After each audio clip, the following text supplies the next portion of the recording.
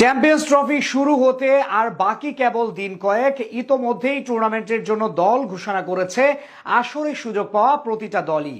ব্যতিক্রম নয় টাইগাররাও, তবে আসর শুরুর পূর্বে সম্ভাবনা উকি দিচ্ছে দলের পরিবর্তনের। ক্রিকেট পাড়ায় গুঞ্জন বিপিএল এর পারফরমেন্সের উপর ভিত্তি করে দলে জায়গা পেতে পারেন নতুন ক্রিকেটার। তবে সত্যিই কি বিপিএল এর পারফরমেন্সে বদল আসতে পারে টাইগারদের চ্যাম্পিয়ন্স ট্রফির স্কোয়াডে? উত্তর জানবো রিপোর্টে।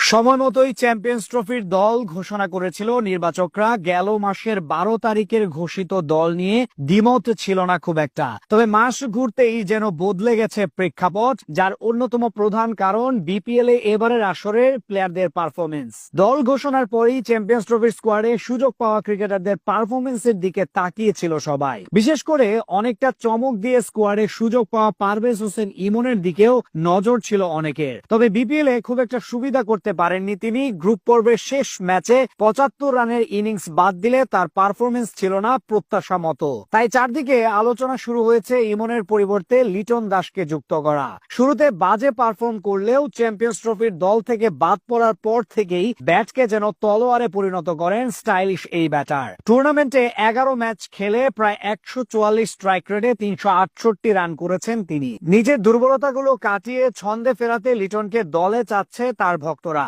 লিটন দাসের সাথে আলোচনায় রয়েছে আরো একটি নাম। টুর্নামেন্টের সবচেয়ে বেশি 511 রান করায় নাইমের উপরও আস্থা রাখতে পারে দল। চ্যাম্পিয়ন্স ট্রফির স্কোয়াডে সুযোগ পাওয়া ক্রিকেটারদের মধ্যে সবচেয়ে বেশি রান করেছেন তরুণ ওপেনার তানজিদ তামিম। 45 গড় আর 142 স্ট্রাইক রেটে আসরের দ্বিতীয় সর্বোচ্চ 485 রান করেছেন তিনি। টুর্নামেন্টের সবচেয়ে বেশি 36 ছক্কাও এসেছে তার ব্যাট থেকে।